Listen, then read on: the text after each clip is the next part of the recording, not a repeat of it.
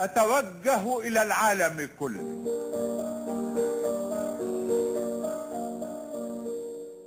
هذا هو شعب مصر.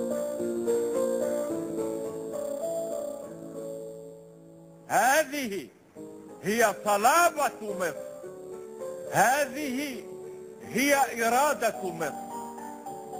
لابد أن يشمل عالمنا المتصارع المتناحر بأننا في النهاية ننتمي إلى أسرة واحدة، هو الإنسان، ونحن نعبد ربا واحدا هو الله.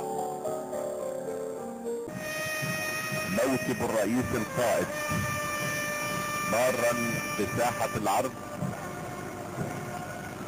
ثم ينعطف بعد ذلك الى حيث المنصة الرئيسية.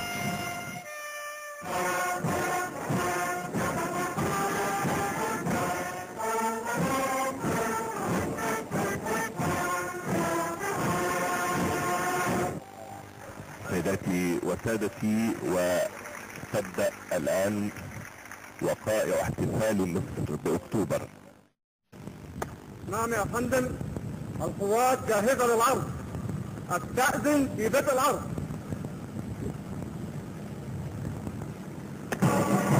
ويتلو علم القوات المسلحة أعلام الأفرع الرئيسية.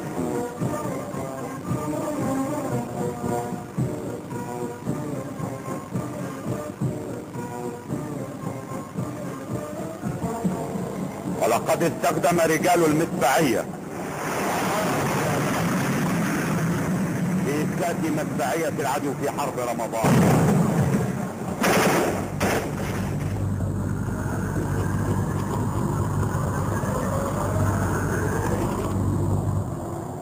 أتحدث عن قصة نجاح أنا أسعد إنسان بها.